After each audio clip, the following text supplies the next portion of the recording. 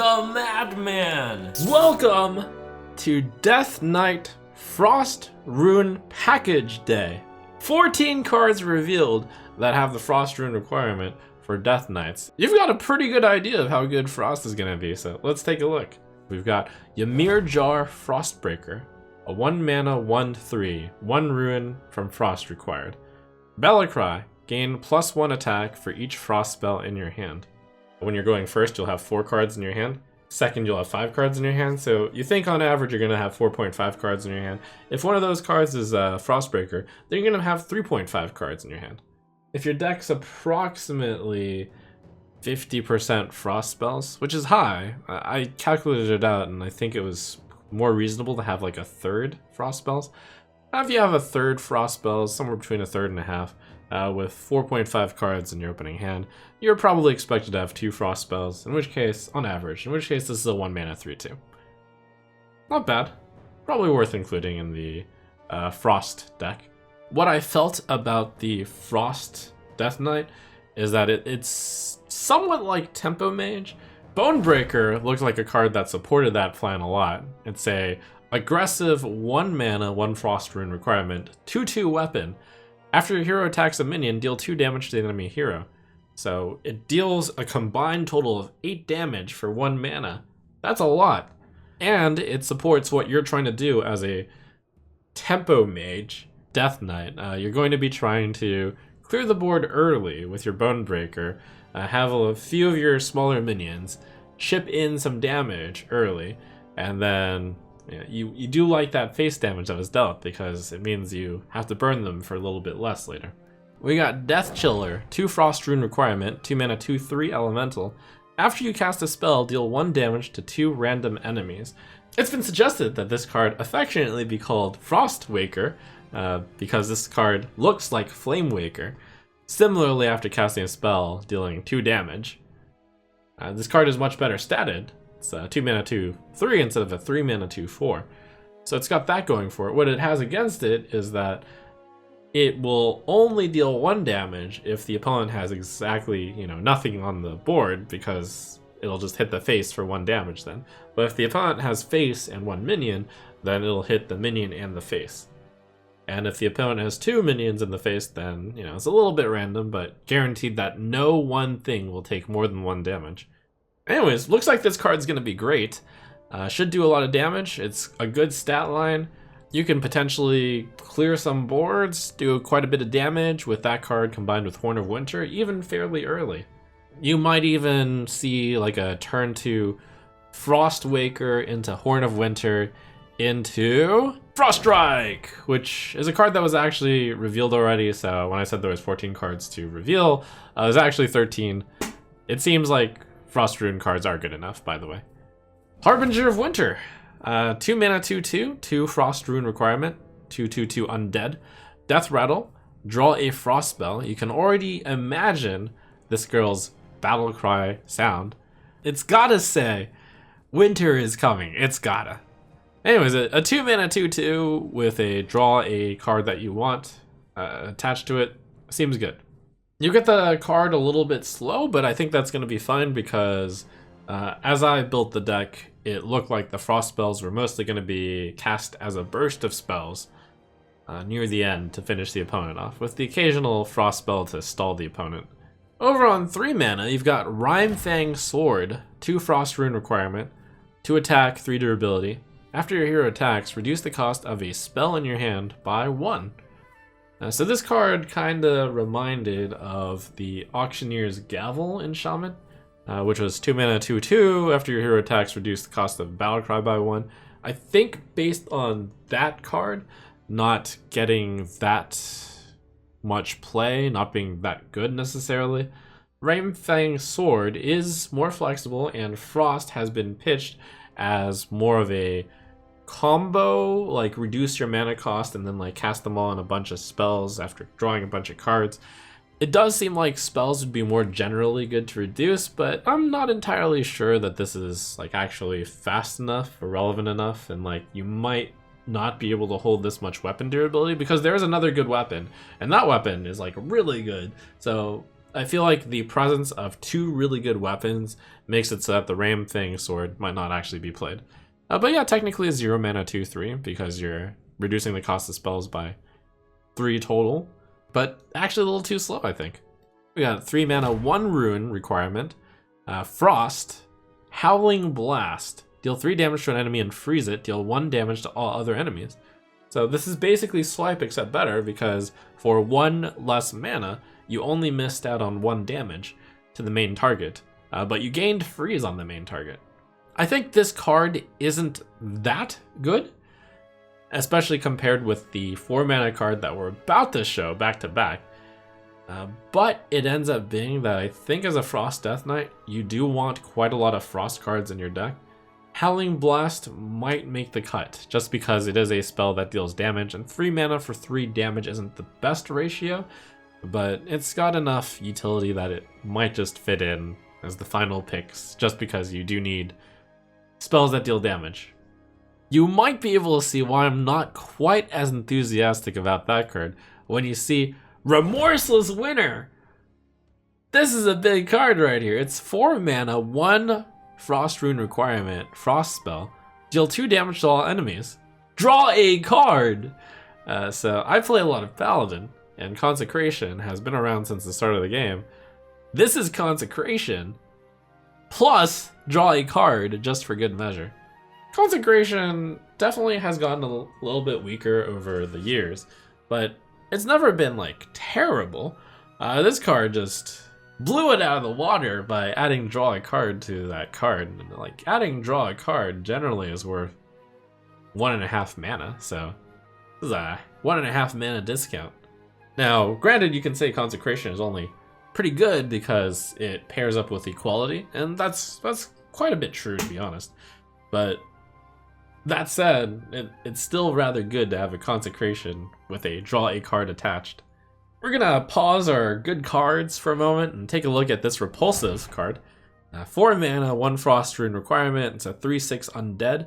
Repulsive Gargantuan, with just a simple text of enemy characters can't be healed. I guess sometimes you gotta give bad cards. What can I say? No one's ever gonna run this card. To be fair, Frost is not the rune type that should have good minions, though. I guess this is kind of an example of how their minions aren't going to be that good. They're not very durable, unlike those that are expected in Blood. Now that's going to have the big minions.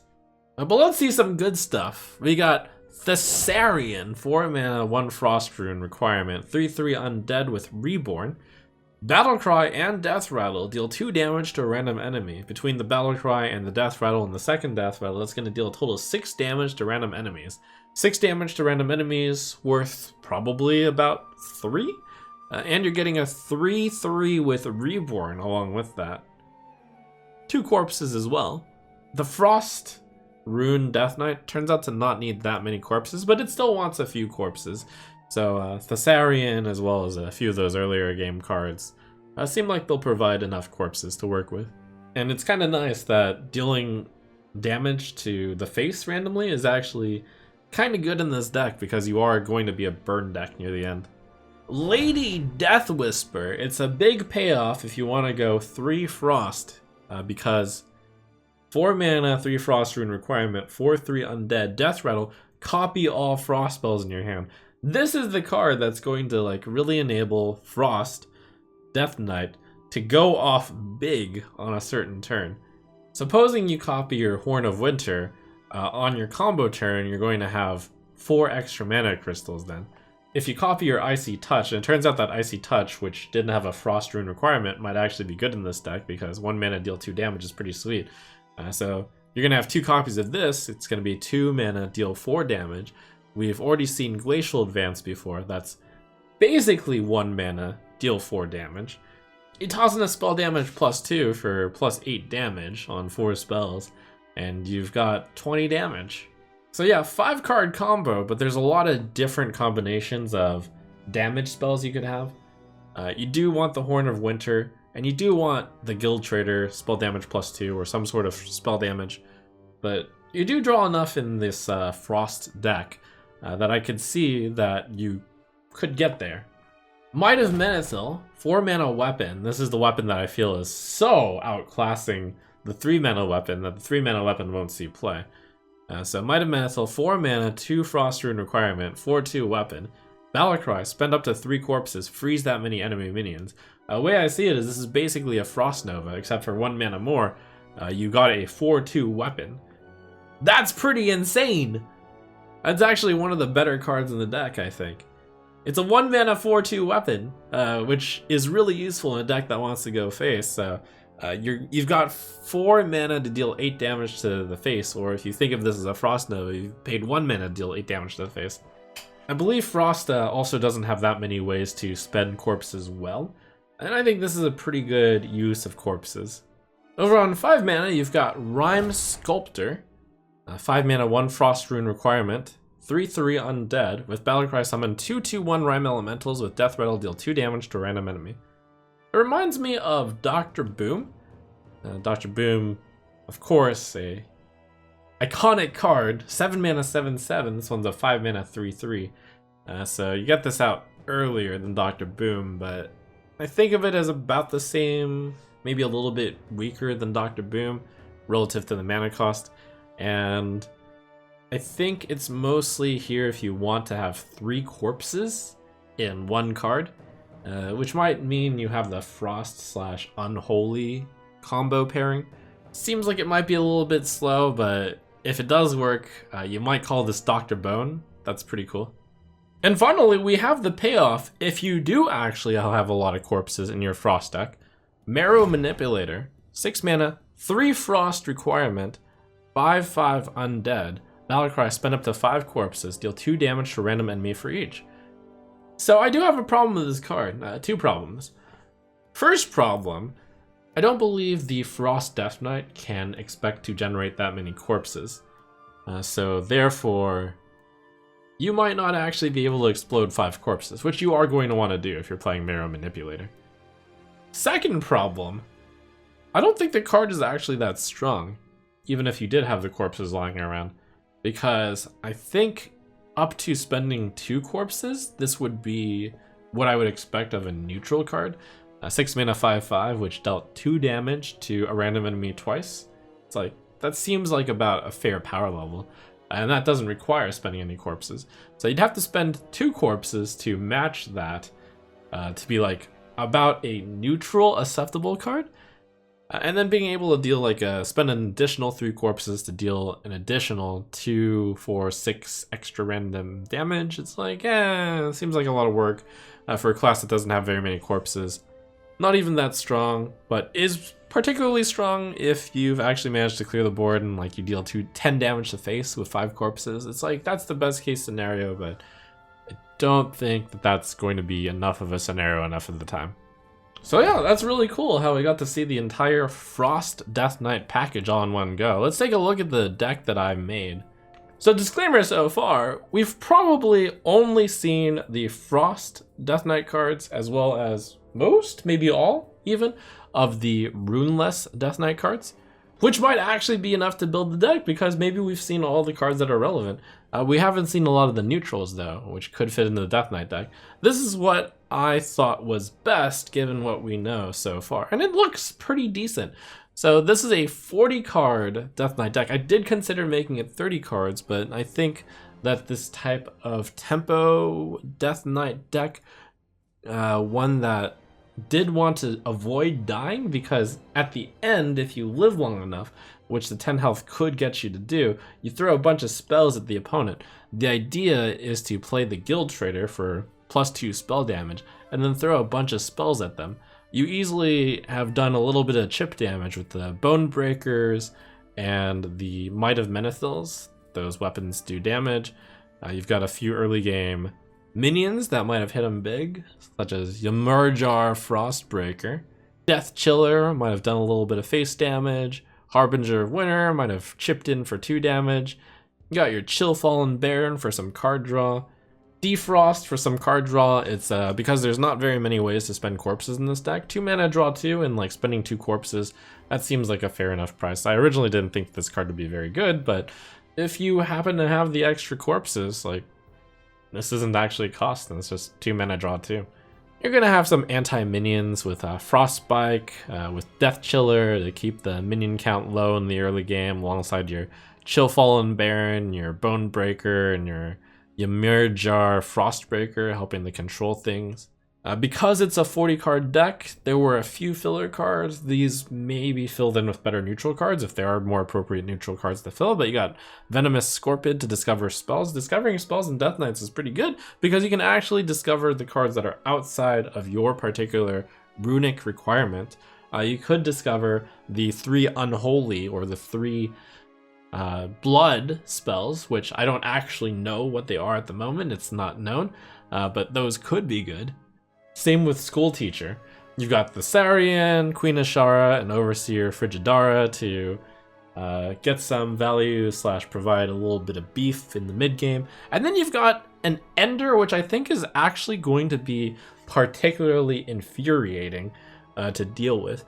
Like, when I actually visualized how this card works, and the fact that Tempo Mage really likes casting Frost Nova and then hitting the opponent with stuff, I started to realize just how scary Frostworm's Fury was, and why you probably really want this to be a 3 Frost Rune deck. And I think there's going to be a lot of turn 9 wins. The idea is you play Frostworm's Fury on 7, you deal 5 damage to the face, you summon your 5/5, and the opponent can't do anything about it with their minions, they're frozen. So it's quite possible your 5/5 Frostworm survives. But what's even worse is on turn 8, you Frostworm's Fury the face again. You stop the opponent from being able to kill you because their minions are frozen.